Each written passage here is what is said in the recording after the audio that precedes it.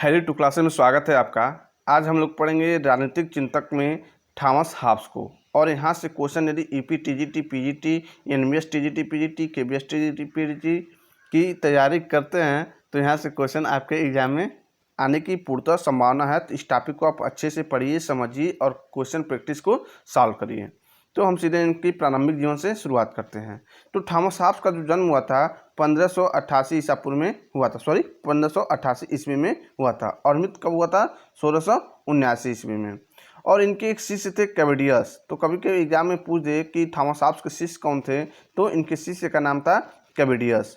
और इनका जो जन्म स्थान था मासम्बरी यानी इंग्लैंड के मासम्बरी नामक स्थान पर हुआ था। और इनके जो पिता थे एक पादरी थे। क्या थे? एक पादरी थे। इनकी पुस्तक जो बहुत ही इम्पॉर्टेंट है, जो आपके एग्जाम में आते ही आते हैं, तो उसे आप लोग जरूर एक बार देख लीजिए। तो पहली पुस्तक उन्होंने 1691 ईस्वी में, पहली पुस्तक कहने का मतलब है जो सबसे प्रसिद्ध पुस्तक है उनकी, द लेवियाथन। क्या है? द लेवियाथन है। इसका प्रकाशन 1651 में हुआ था। उसका दूसरी बुक है डी सिवे। क्या है? डी सिवे, जिसका प्रकाशन 1642 ईस्वी में हुआ था। De corpore political, de corpore, ठीक है, de corpore political de homine elements of law. तो इन सारे बुक को आप लोग जरूर एक बार देख लीजिएगा। हॉब्स का जन्म 15 अप्रैल 1588 ईस्वी को हुआ था। और कहाँ हुआ था? इंग्लैंड के मासम्बरी नामक स्थान पर हुआ था। हॉब्स जिस समय अपनी माँ के गर्भ में था, उस समय इंग्लैंड का वातावरण में काफ़ी भयावह स्थिति था। और वहाँ जनतंत्र और राजतंत्र, क्या, जनतंत्र और राजतंत्र के बीच संघर्ष चल रहा था। कहा जाता है कि हॉब्स ने 2 माह के पूर्व ही जन्म ले लिया। समझ सकते हैं कि कहा जाता है। अब किसके अनुसार कहा गया है, तो बस आप एक प्रारंभिक जीवन, हम उनका रूपरेखा पढ़ रहे हैं, तो बस समझ सकते हैं कि हॉब्स ने 2 माह पूर्व ही जन्म ले लिया था। इसका कारण था वहाँ का भयावह वातावरण था। हॉब्स की मृत्यु जो होती है 91 वर्ष की आयु में 1679 ईस्वी में हो जाती है। हॉब्स के निरंकुश राजा का विचार देखते हुए लोगों ने उसे मासम्बरी का दैत्य कहा है। तो समझ सकते हैं आप लोग, हॉब्स जो है निरंकुश राजा का विचार देखते हुए लोगों ने उसे मासम्बरी का दैत्य कह डाला। हॉब्स ने अपनी पुस्तक लेवियाथन में, हॉब्स ने एक प्रमुख पुस्तक लिखी थी लेवियाथन, जिसका प्रकाशन 1651 ईस्वी में हुआ था। तो उसमें कहा है कि मैं और भय दोनों जुड़वा भाई हैं। हॉब्स के पिता पादरी थे, जिसका राज परिवार से अच्छे संबंध थे। यही कारण है कि राजा भी हॉब्स के काफ़ी करीबी माने जाते थे। उन्होंने इंग्लैंड में चल रहे सारे संघर्षों के लिए जनता को ही दोषी ठहरा दिया और जनता पर नियंत्रण करने के लिए निरंकुश राजतंत्र के विचार को अपरिहार्य बताया। तो इंग्लैंड में 1649 ईस्वी में वहाँ के तत्कालीन शासक थे चार्ल्स प्रथम। 1649 ईस्वी में वहाँ के तत्कालीन शासक कौन थे? चार्ल्स प्रथम थे। और जनता ने उन्हें क्या कर दिया? मृत्यु दंड दे दिया। और इस घटना को खूनी क्रांति के नाम से जाना जाता है। तो 1649 में जो क्रांति हुई थी उसे खूनी क्रांति के नाम से जानी जाती थी। और इंग्लैंड में एक और क्रांति हुई थी 1688 ईस्वी में, इसे गौरवपूर्ण क्रांति या रक्तहीन क्रांति भी कहा जाता है। तो अभी आप यहाँ ध्यान में रखिए, 1649 ईस्वी में चार्ल्स प्रथम को जनता ने मृत्यु दंड दे दिया था और इसी घटना को खूनी क्रांति के नाम से जाना जाता है। 1653 ईस्वी में क्रॉमवेल ने इंग्लैंड की सत्ता अपने हाथ में ले ली। जब चार्ल्स प्रथम को जनता मृत्युदंड देता है तो वहाँ एक क्रॉमवेल आते हैं और इंग्लैंड की सत्ता क्या कर लेते हैं? अपने हाथ में ले लेते हैं। और चार्ल्स द्वितीय जो राजा का उत्तराधिकारी होता है वह इंग्लैंड से निर्वासित कर दिया जाता है। और वह क्या करता है, जो निर्वासित कर दिया जाता है, फ्रांस चला जाता है। और बाद में हॉब्स भी इंग्लैंड में अपने आप को असुरक्षित मानता है और वह भी कहाँ चला जाता है? फ्रांस चला जाता है। तो फ्रांस में चार्ल्स द्वितीय से मिला कौन? हॉब्स। और उन्होंने 1651 ईस्वी में अपनी प्रसिद्ध पुस्तक लेवियाथन लिखा, जिसे जलीय जीव की संज्ञा दी जाती है। तो इसे आप लोग ध्यान में रख दिएगा कि कहीं यदि क्वेश्चन बने हैं कि किस बुक को जलीय जीव की संज्ञा दी जाती है, तो लेवियाथन को जलीय जीव की संज्ञा दी जाती है। हॉब्स ने इस ग्रंथ में मानव स्वभाव को बुरा बताया है। लेवियाथन बुक में हॉब्स ने मानव स्वभाव को क्या बताया है? बुरा बताया है। और उस पर शासन करने के लिए निरंकुश राजतंत्र की आवश्यकता बताई है। कहता है कि मानव स्वभाव बुरा है और उस पर शासन करने निरंकुश राजतंत्र चाहिए। वही शासन है जो मनुष्यों पर शासन कर सकेगा। और फिर क्या होता है, अंततः 1660 ईस्वी में इंग्लैंड में चार्ल्स द्वितीय का पुनः राज्य रोहड़ होता है। क्या होता है? राजरोहड़ होता है। और हाफ्स को राज दरबार में बुलाकर सम्मानित भी किया जाता है। लेकिन इस पर प्रतिबंध लगाया जाता है, किस पर? हाफ्स पे, कि उसे सभी राजनीतिक कार्यों पर भागीदारी नहीं करनी है। और हाफ्स ने अपनी प्रसिद्ध पुस्तक लेवियाथन में निम्नलिखित बातों को रखा था, निम्नलिखित तथ्यों को रखा था, और उसमें 5 प्रकार की अवस्थाओं का वर्णन भी किया है। और यहाँ पे देख लिए, हाफ्स आधुनिक काल का पहला विचारक था। क्या था? हाफ्स आधुनिक काल का पहला विचारक था जिसने राज एवं सरकार में कोई अंतर नहीं किया। तो इसे आप लोग ध्यान में रखिएगा कि आधुनिक काल का पहला विचारक कौन है जिसने राज और सरकार में कोई अंतर नहीं किया है? तो हाफ्स है। ठीक है। अब इसके बारे में हम पढ़ते हैं कि 5 अवस्थाओं में क्या क्या बातें बताया है हाफ्स ने, उसे हम यहाँ पे समझने का प्रयास करते हैं, और यहीं से आपके एग्जाम में क्वेश्चन ज़्यादा आते हुए हैं। किस किस बारे में बताया है? तो पहला बताया है मानव स्वभाव के बारे में, फिर प्राकृतिक अवस्था के बारे में, फिर सामाजिक समझौता के बारे में, फिर नागरिक समाज या राज के बारे में बताया है, फिर व्यक्ति एवं राज के बीच संबंध को बताया है। अब मानव स्वभाव के बारे में क्या क्या बताया है, इसे हम देखते हैं। हाफ्स राज्य का अध्ययन मानव स्वभाव के विश्लेषण से आरंभ करता है। हाफ्स जो है राज का अध्ययन करने के लिए सबसे पहले मानव स्वभाव का विश्लेषण से आरंभ करता है, और वह कहता है कि मनुष्य अत्यंत झगड़ालू है, स्वार्थी है, नीच है, दुष्ट है, विवेक है, हीन है, और इस संयोगों का पुंज है तथा आत्म केंद्रित मानता है मनुष्य को। वो कहता है कि प्रकृति ने सब मनुष्यों को समान बनाया है, लेकिन शारीरिक और मानसिक शक्तियों के संयोग से इस बात की पुष्टि होती है कि यह संभव है कि कोई व्यक्ति शारीरिक दृष्टि से दूसरे व्यक्ति की अपेक्षा निर्बल हो, किंतु वह मानसिक दृष्टि से बुद्धिमान तथा धूर्तता बलवान हो सकता है। इस समानता के कारण मनुष्यों में युद्ध छिड़ जाता है, और मनुष्यों में 3 कारणों से निरंतर युद्ध चलता है। और वो कारण क्या क्या हैं, तो देखिए हम लोग यहाँ समझने का प्रयास करेंगे। पहला है प्रतिद्वंद्विता, दूसरा है भय, और तीसरा है कीर्ति। यानी जो मनुष्यों में निरंतर युद्ध का कारण है, पहला है प्रतिद्वंद्विता, भय, कीर्ति पाने तथा उसे बढ़ाने की लालसा में ये युद्ध प्रारंभ हो जाता है। यद्यपि मनुष्य शांति चाहता है, किंतु उसे सदैव दूसरों से भय लगा रहता है, और यह संपत्ति और अधिकार को बढ़ाना चाहता है। इस कारण निरंतर युद्ध का स्थिति बना रहता है, और अतः अपने साथियों के साथ वो क्या करता है? सतत संघर्ष करने में संलग्न रहता है जो मनुष्य होते हैं। और यहाँ पे आधुनिक काल का मनुष्य एक असामाजिक प्राणी है। तो आप कोटेशन पढ़े होंगे कि मनुष्य एक सामाजिक प्राणी है, मनुष्य एक सामाजिक प्राणी है, इतना पढ़ेंगे तो कथन है अरस्तु का। किसका है? अरस्तु का। लेकिन यहाँ पे क्या लिखा है कि आधुनिक काल का मनुष्य एक असामाजिक प्राणी है। सामाजिक ने दिया है, असामाजिक प्राणी है, तो इसे हाफ्स ने कहा है। इसे आप लोग ध्यान में रखिएगा। चलते हैं आगे। प्रतिद्वंदिता, भय और कृत्य करने की आशंका सतत संघर्ष उत्पन्न करती है। जब 2 व्यक्ति एक ही वस्तु को प्राप्त करने का प्रयास करता है तो प्रतिद्वंदिता शुरू होती है, और जब एक व्यक्ति इस आकांक्षा से व्यथित रहता है कि दूसरे की शक्ति उससे बढ़ न जाए, तब भयाक्रांत रहता है। और मनुष्य में यह इच्छा स्वाभाविक है कि अन्य व्यक्ति उसकी प्रशंसा करें, उसे अपने से बड़ा तथा उच्च समझें। अतः सब व्यक्ति एक साथ संबंध, स्पर्धा, अविश्वास, कीर्ति की कामना से निर्धारित होते हैं, तथा इसके फलस्वरूप सब एक दूसरे से लड़ते हैं, जंगली जानवरों की तरह एक दूसरे पर हमला करते हैं। ये मानव स्वभाव के बारे में हाफ्स महोदय ने बताया है। तो आपका कॉन्सेप्ट क्लियर हो गया होगा कि जो हाफ्स हैं वो सामाजिक समझौता सिद्धांत में कहीं ना कहीं मनुष्य को क्या माना है? स्वार्थी माना है, पशु समान माना है, क्योंकि वो आपस में झगड़ा करते हैं, आपस में स्वार्थ होने के कारण एक दूसरे से क्या करते हैं? भिड़ंत करते हैं। यही कारण है उन्होंने मानव स्वभाव को क्या माना है? बुरा माना है, और इसका प्रभाव उन्हें इंग्लैंड के प्रारंभिक जीवन पर पड़ा था। इसी कारण इन्होंने अपने विचार में क्या इस बात पर बल दिया है, जोड़ दिया है। अब प्राकृतिक अवस्था के बारे में हम देखते हैं कि प्राकृतिक अवस्था के बारे में आपने अपना क्या विचार दिया है। सत्ता विहीन अवस्था को प्राकृतिक अवस्था कहा जाता है। यानी सत्ता विहीन, जहाँ कोई सत्ता ना हो वही प्राकृतिक अवस्था, उसी प्राकृतिक अवस्था को कहा जाता है। यानी कहने का तात्पर्य है कि जहाँ कोई सत्ता ना हो उसे ही प्राकृतिक अवस्था कहा जाता है, जिसमें व्यवस्था प्रकृति के नियमों के अनुसार चलती है। और हाफ्स के अनुसार प्राकृतिक अवस्था जो होती है सर्वथा युद्ध की अवस्था होती है। कहने का सेंस ये है कि जब प्राकृतिक अवस्था रहेगा, जब वहाँ पर कोई सत्ता ही नहीं रहेगा, सत्ता विहीन रहेगा, तो जिसकी लाठी उसकी भैंस रहेगी, तो आपस में वहाँ पे सर्वथा क्या होगा, युद्ध की अवस्था बनी रहेगी। तो हाब्स ने कहा कि प्राकृतिक अवस्था में एक ही सिद्धांत प्रचलित था, जिसकी लाठी उसकी भैंस। यह सत्य भी है और मत्स्य न्याय प्रचलित था।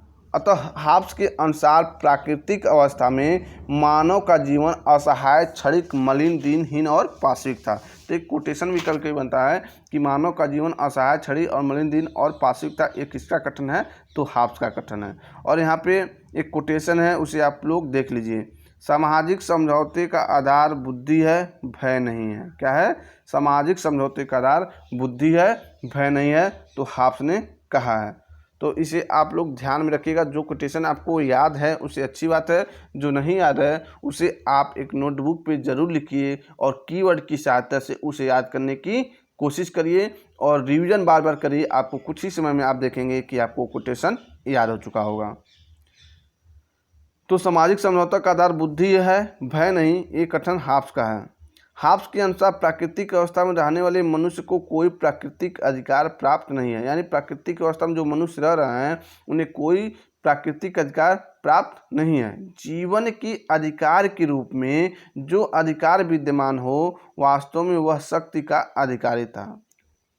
और कहें तो वास्तव में उस समय मनुष्य के पास केवल एक ही अधिकार प्राप्त थे, आत्मरक्षा का अधिकार। क्या था, एक ही अधिकार प्राप्त था, वो था आत्मरक्षा का अधिकार। और प्राकृतिक दशा में 3 मुख्य विशेषताएं थी। उनके अनुसार 3 मुख्य विशेषताएं थी। पहला क्या था कि इसमें नैतिकता को सर्वथा अभाव था। कहता है इसमें नैतिकता का सर्वथा अभाव था, सत्य और असत्य का कोई विचार नहीं होता था। दूसरा क्या था, इसमें न्याय एवं अन्याय के विचार का अभाव था। और तीसरा क्या था, इस दशा में व्यक्तिगत संपत्ति का अभाव था। यहाँ पे प्राकृतिक अवस्था के बारे में आपने बताया है। अब उनका जो विचार दिया है सामाजिक समझौता पे, उसके बारे में उनकी क्या राय है, यहाँ पे हम लोग समझने का प्रयास करेंगे। और यहाँ पे आप समझ लेते हैं तो आपका कॉन्सेप्ट लाइफ टाइम के लिए क्लियर हो जाएगा। तो देखिए हम देखते हैं हाब्स के अनुसार जब व्यक्ति आपस में सामाजिक समझौता करते हैं तो ए व्यक्ति बी व्यक्ति से कहता है कि मैं अपने सारे अधिकार, सारी शक्तियां किसी तीसरे व्यक्ति जेड को शर्त मतलब दे देता हूं और इस शर्त पे सौंप रहा हूं कि तुम भी अपने सारे अधिकार एवं सारी शक्तियां जेड को सौंप दो। समझ रहे हैं, यहाँ पे कह रहा है कि ए व्यक्ति बी व्यक्ति से कहता है कि मैं अपने सारे अधिकार, सारी शक्तियां किसी तीसरे व्यक्ति जेड को इस शर्त पे सौंप रहा हूं कि तुम भी अपने सारे अधिकार एवं सारी शक्तियां जेड को सौंप दो। इस प्रकार इस समझौते के परिणाम स्वरूप एक राजतंत्र का क्या होता है, उदय होता है। लोगों ने आपस में केवल एक सामाजिक समझौता किया है। और सामाजिक समझौते देखिए, जो जेड है सामाजिक समझौते का भाग नहीं है। क्या कह रहा है यहाँ पे, जो जेड है वो सामाजिक समझौते का भाग नहीं बल्कि क्या था, परिणाम था। एक क्या था, रिजल्ट था। इसी जेड को हाब्स ने राज्य सरकार, समाज, कॉमनवेल्थ, संप्रभु, लेवियाथन इत्यादि कहा है। जो रिजल्ट आया वो कहता व्यक्तियों ने आपस में समझौता किया। वो जो सरकार है, जो संगठन बनेगा, राज्य बनेगा, वो उसका हिस्सेदार नहीं है बल्कि उसका क्या है, परिणाम है, वो रिजल्ट बन के आया है। क्योंकि जेड समझौते का पार्ट था, हिस्सा नहीं है, इसलिए वह समझौते की शर्त से बंधा नहीं। यानी जो राज्य बनेगा, जिसे अपनी जनता शक्ति देगा उन पर शासन करने के लिए, वह किसी से बंधा हुआ नहीं है, अतः वह निरंकुश है। क्या है, वह निरंकुश होगा क्योंकि व्यक्तियों ने अपने सारे अधिकार एवं सारी शक्तियां जेड को सौंप दिया है। क्या कर दिया है, जेड को सौंप दिया, इसलिए जेड सर्वशक्तिमान होगा। क्या होगा, जेड सर्वशक्तिमान होगा एवं सब पर शासन करेगा, इसीलिए वह सार्वभौमिक भी होगा तथा अविभाज्य भी होगा। मतलब उसको विभाजित नहीं किया जा सकता। इसी को अदेय क्या कहा गया, इसी को अदेय, असीमित एवं अन्य तरह से भी जानते हैं। क्या कहा जाता है, इसी को अदेय, असीमित एवं अन्य तरह से भी जानते हैं। लेकिन ये सारे लक्षण कानूनी संप्रभुता के हैं। यहाँ पे आप लोग ध्यान रखिएगा। इसीलिए हाब्स को कानूनी संप्रभुता का जनक भी कहा जाता है। क्या कहा जाता है? हाब्स को कानूनी संप्रभुता का जनक भी माना जाता है। हाब्स के अनुसार समझौता एक पक्षी था। तो आपके एग्जाम में बनता है कि सामाजिक समझौता एक पक्षी था किसके अनुसार? लॉक के अनुसार, हाब्स के अनुसार, ठीक है, उसका रूसो के अनुसार। तो हाब्स के अनुसार ये समझौता क्या था? एक पक्षी था। यह समझौता जनता के बीच हुआ, इसमें शासक सम्मिलित नहीं था।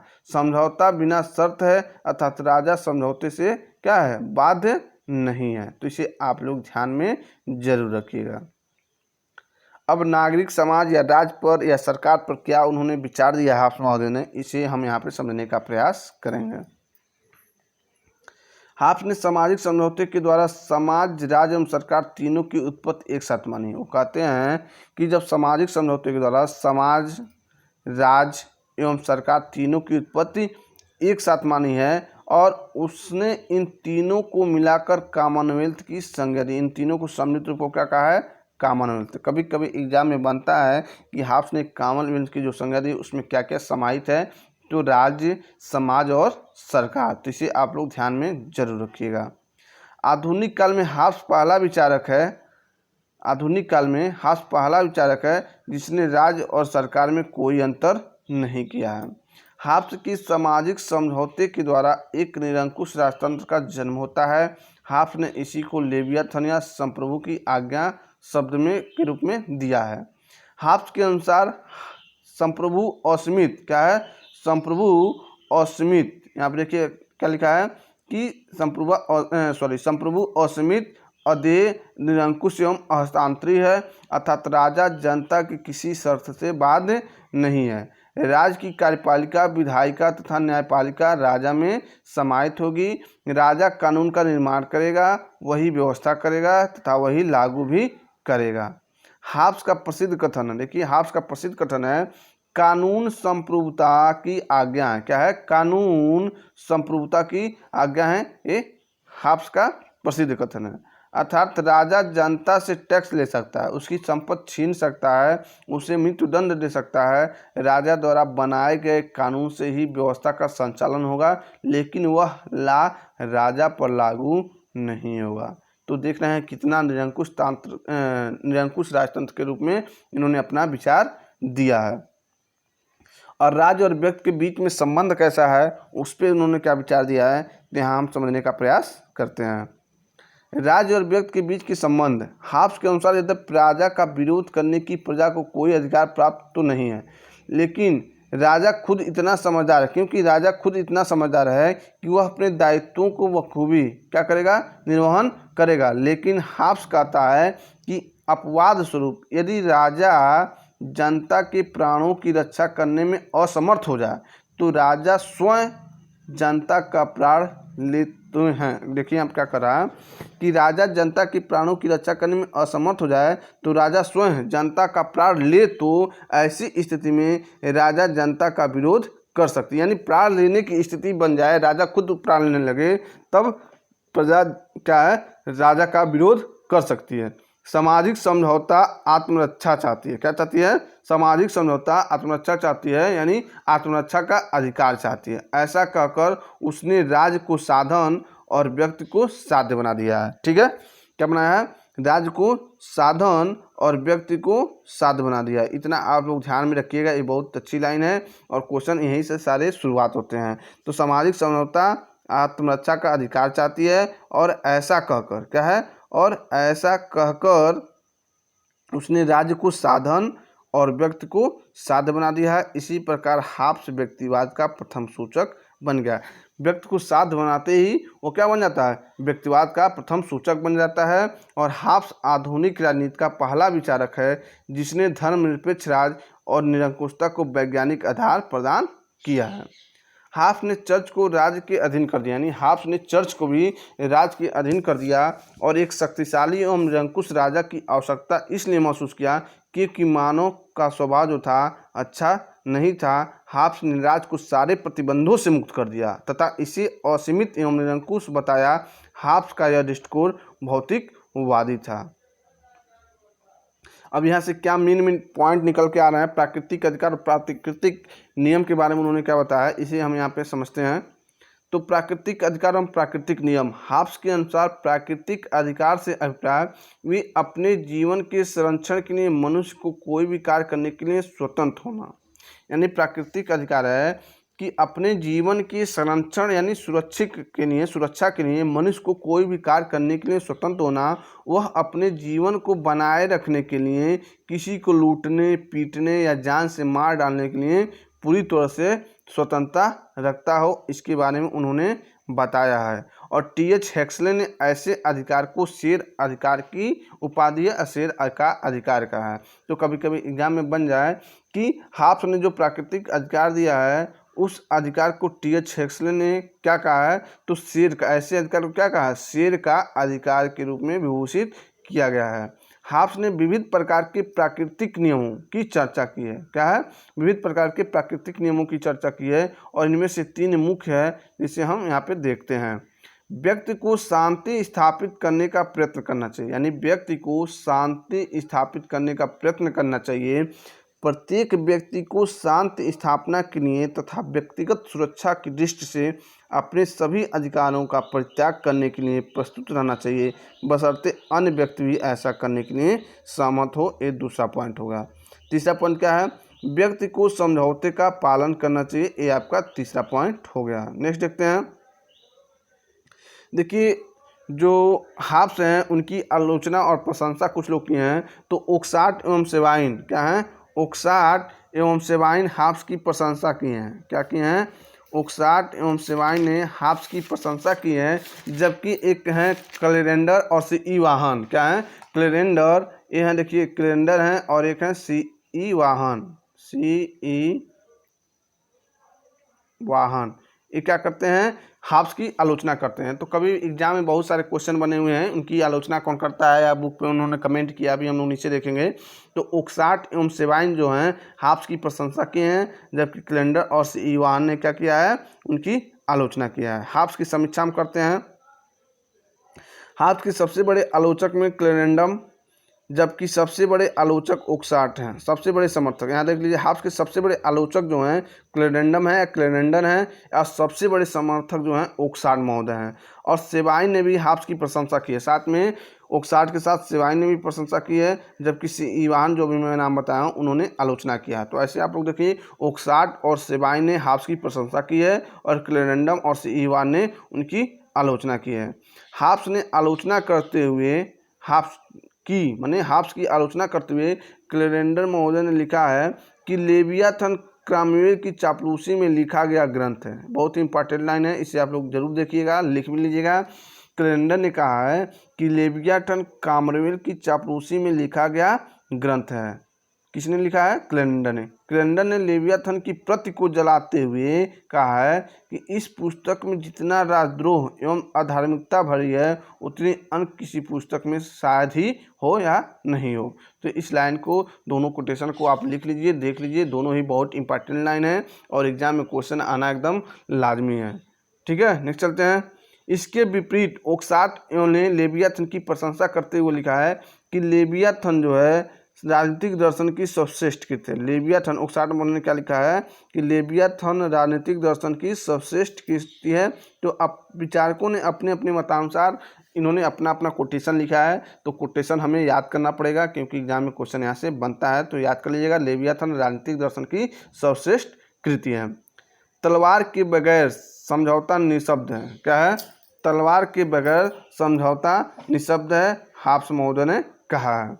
सबसे निकृष्ट राज्य सबसे उत्कृष्ट अराजकता से अच्छा है, किसने कहा है, तो हाब्स महोदय ने कहा। क्या कहा है, सबसे निकृष्ट राज्य है सबसे उत्कृष्ट अराजकता से अच्छा है, हाब्स महोदय ने कहा है। इस कथन को भी आप लोग याद रखिएगा। सी.ई. वाहन का कथन है कि हाब्स का समझौता, क्या है, हाब्स का समझौता जनता की स्वतंत्रता का अधिकार पत्र न होकर दासता का बंधन सूत्र है। सी.ई. वाहन ने लिखा है कि हाब्स का समझौता जनता की स्वतंत्रता का अधिकार पत्र न होकर दासता का बंधन सूत्र है। तो ये इसके आलोचक हैं हाब्स के सी.ई. वाहन, इसे ध्यान में रखिएगा। ठीक है, फिर एक बार देख लीजिए, हाब्स का समझौता जनता की स्वतंत्रता का अधिकार पत्न होकर दासता का बंधन सूत्र है, सी वाहन ने कहा है।